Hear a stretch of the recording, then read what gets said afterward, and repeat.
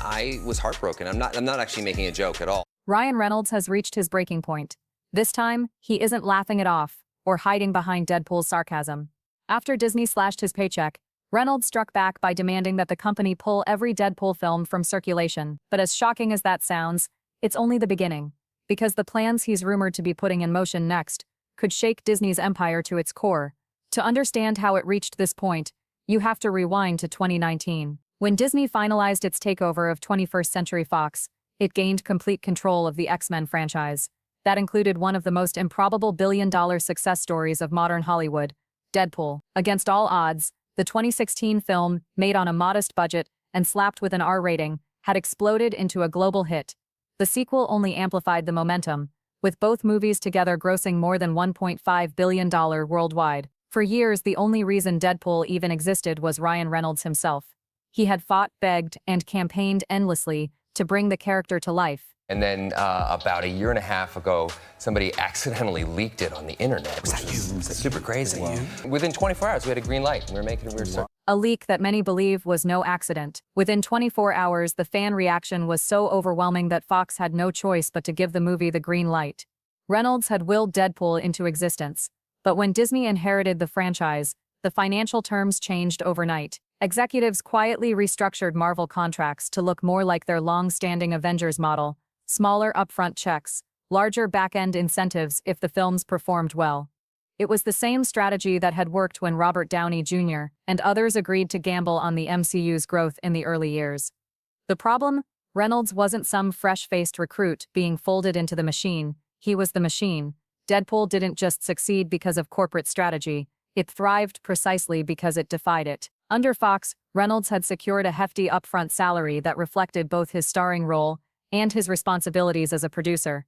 Under Disney's model, that guarantee disappeared.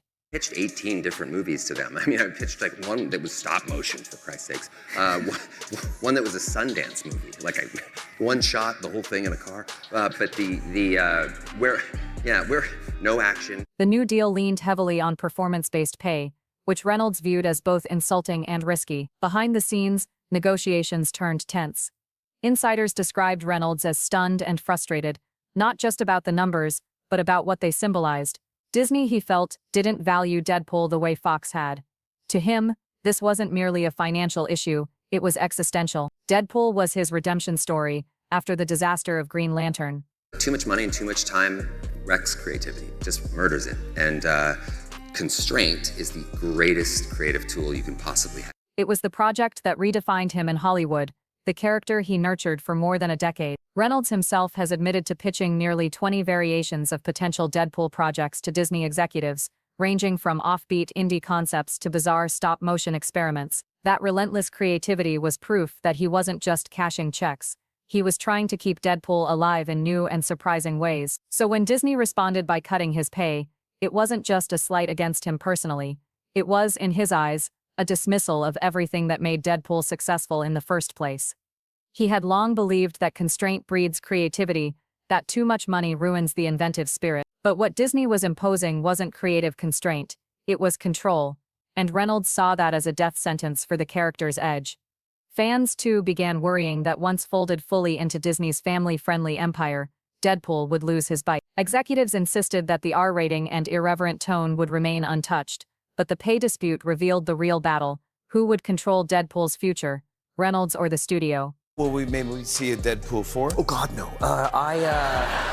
My wife and children will divorce me, and The kids will divorce. The kids will divorce Jimmy, you. I have no prenup with any of them. You can't I let will that. be capital B broke, and in turn, probably then doing Deadpool 4. Publicly, Reynolds often laughed off these struggles with jokes. Asked about the possibility of a Deadpool 4, he quipped that it would probably bankrupt him, or that his own kids might divorce him if he tried. Beneath the humor, though, there was an awareness of how fragile the balance was, how financial pressure and studio interference could force him into extending the franchise in ways that would betray what made it special.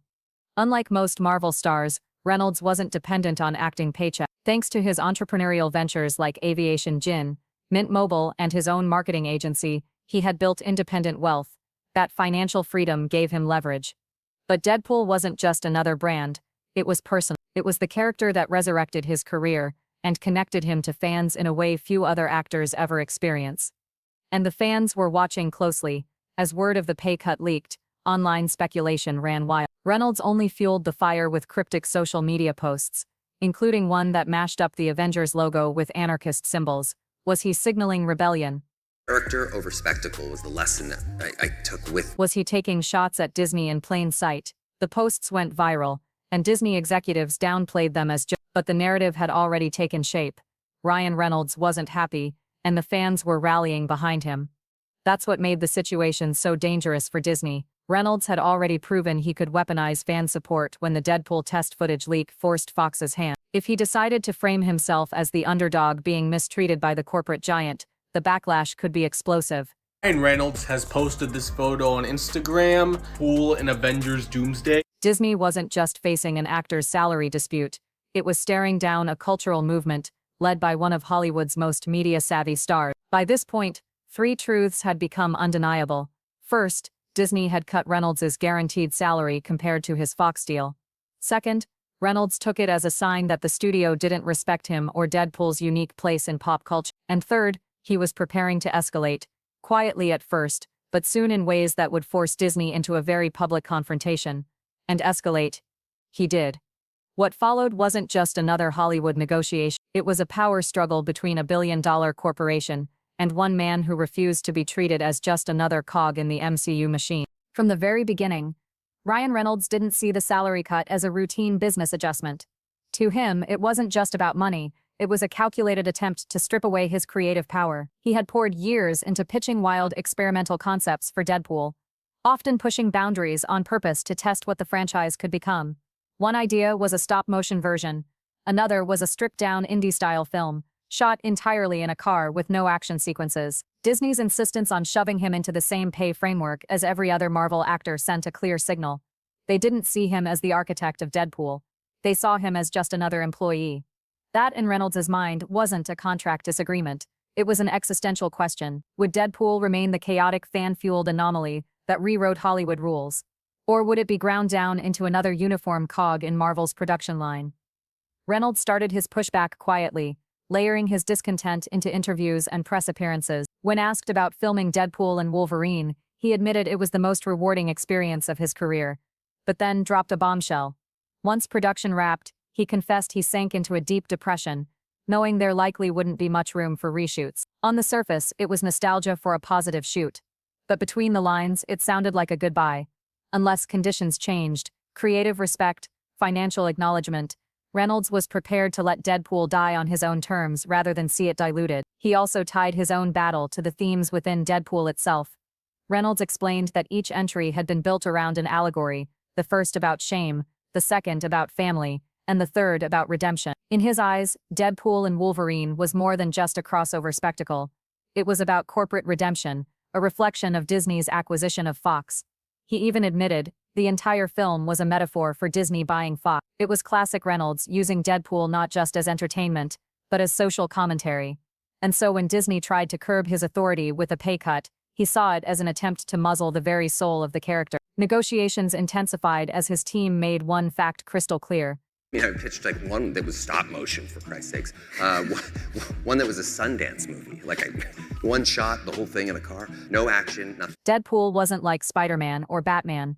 You couldn't swap out the actor and keep the magic.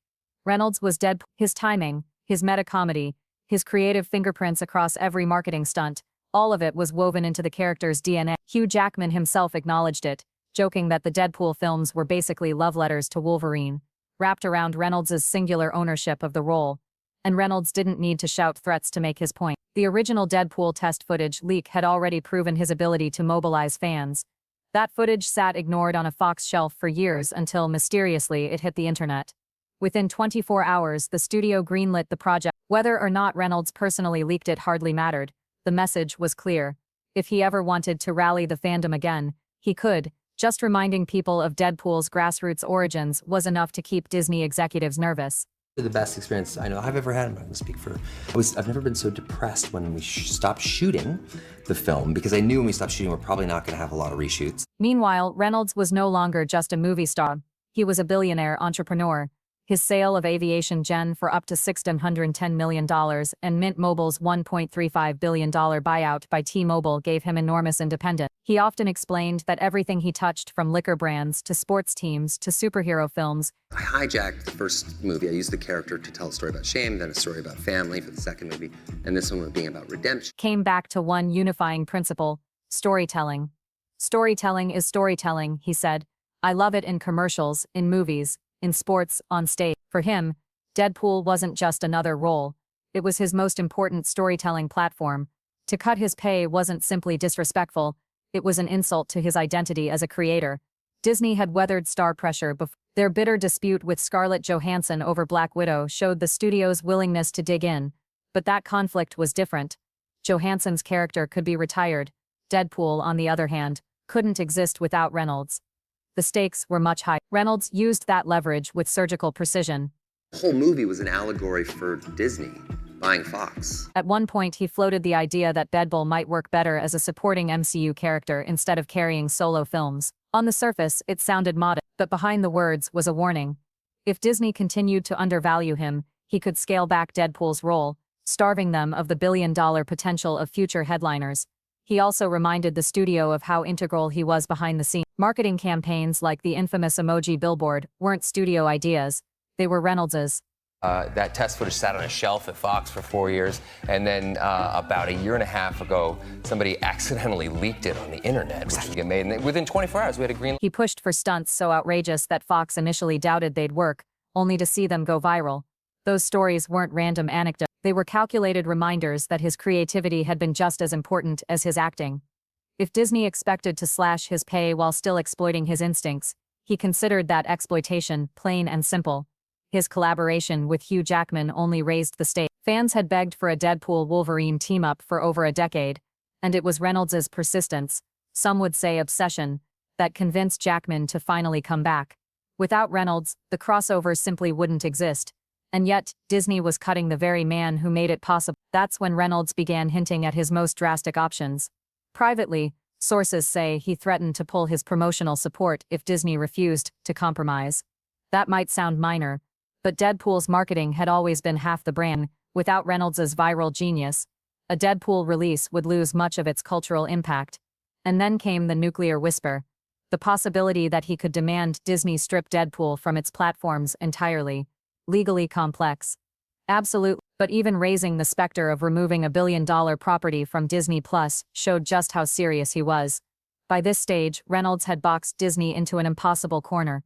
The studio wanted uniformity, no special treatment, no actors bigger than the brand. But Reynolds had already proven he was an exception. He had the fans, the money, the creative credibility, and the will to walk away. The fight was no longer about a paycheck. It was about control. Could Disney tame the one franchise that had always thrived by mocking authority, or would Reynolds show that even the most powerful studio in Hollywood could be forced to bend? That question set the stage for the next chapter, the moment Reynolds stopped hinting and started going public. And when he did, Hollywood would call it something it had never seen before, a mutiny led by one man against the largest entertainment empire on earth. Ryan Reynolds' decision to escalate wasn't rash, it was tactical. He had spent years building a reputation, not just as an actor, but as a cultural operator, someone who could bend narratives across film, advertising, and even sports. In countless interviews, he emphasized one mantra: storytelling is storytelling. Whether it was a commercial, a movie, or even a viral ad campaign, the principles were the same. That philosophy gave him the courage to face Disney head-on. If the studio tried to shrink his role, financially or creatively, he would weaponize the very tools of storytelling to fight back. The mutiny began quietly during the press circuit for Deadpool and Wolverine. Reynolds repeatedly framed the shoot as a once-in-a-lifetime experience, subtly hinting he might not return for another film. Hugh Jackman backed him up, recalling how Reynolds' passion had dragged him out of Wolverine retirement. Jackman confessed it was only days after declaring he was done with the clause that he realized he'd made a mistake, because Reynolds had redefined what these films could be. The message was unmistakable. Deadpool was a cultural event, born from Reynolds' persistence. Without him, there would be no Wolverine comeback, no billion-dollar crossover, no fan-fueled phenomenon. Then came the sharper edges. In interviews, Reynolds slipped in veiled critiques of Disney's style. He explained that too much money and time crushed originality, and that constraint was the true engine of creativity.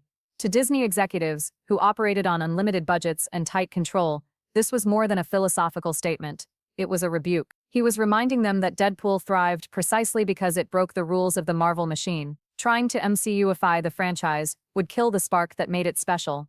Reynolds also leaned into the franchise's origins, retelling the legend of the leaked test footage. For years, Fox had shelved Deadpool until someone, still a mystery, let the clip loose online. Within 24 hours, fan outrage forced the studio's hand, and the movie was greenlit. By constantly revisiting that story, Reynolds positioned himself as the steward of fan power, the one who had always fought for the audience against corporate doubt. If Disney pushed too hard, fans would see him as their champion once again.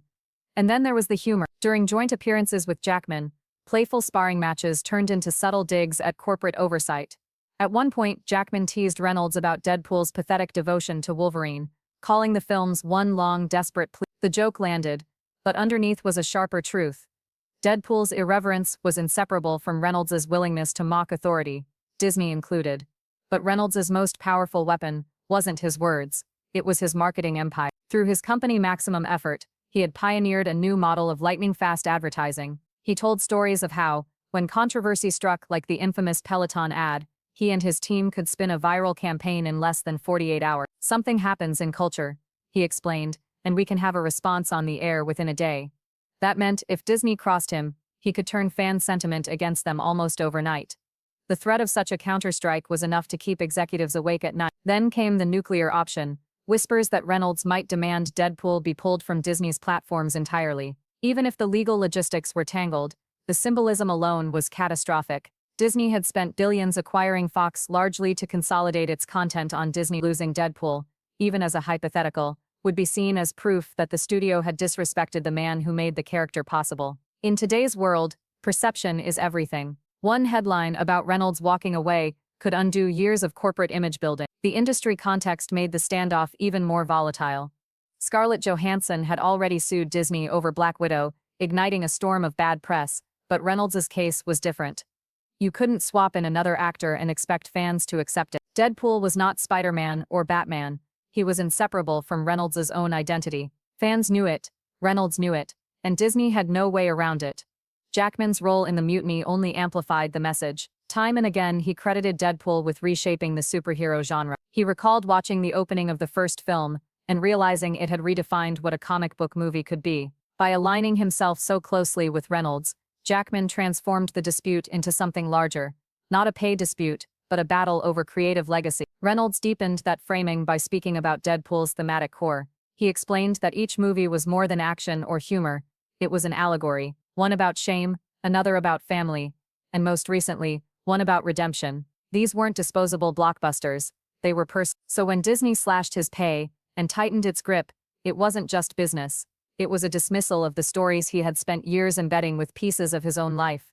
Behind the scenes, Disney's leadership split into factions. Some insisted Reynolds couldn't be allowed to break the MCU's rigid salary hierarchy. If one actor succeeded, others would follow. Others argued that Deadpool was different, that alienating him could cost far more than paying him. The debate wasn't really about money anymore, it was about control. Could the most powerful studio in Hollywood afford to bend for one actor, or would Reynolds prove that even Disney could be forced to kneel? By now the outcome almost didn't matter. Reynolds had already won. He had reframed a salary dispute into a referendum on corporate power in Hollywood. He had shown that one actor backed by entrepreneurial independence, a fan army, and a marketing machine, could challenge a studio designed to standardize everything. Whether Disney caved or held its ground, the myth of total control had been shattered, and that was the point. The act of rebellion itself mirrored the very character Reynolds brought to life. Deadpool was never about obeying the rules, he was about mocking them, breaking them, and turning them upside down. Now that same spirit had leapt off the screen and into Hollywood reality. Ryan Reynolds had proven something extraordinary, that a single actor could transform a corporate clash into cultural history. And in doing so, he didn't just fight for a role, he fought for the soul of storytelling in the modern entertainment empire. And if you enjoyed this breakdown of Hollywood's biggest standoff, make sure to like this video, drop your thoughts in the comments, and hit subscribe so you don't miss the next deep dive into the scandals reshaping the film industry.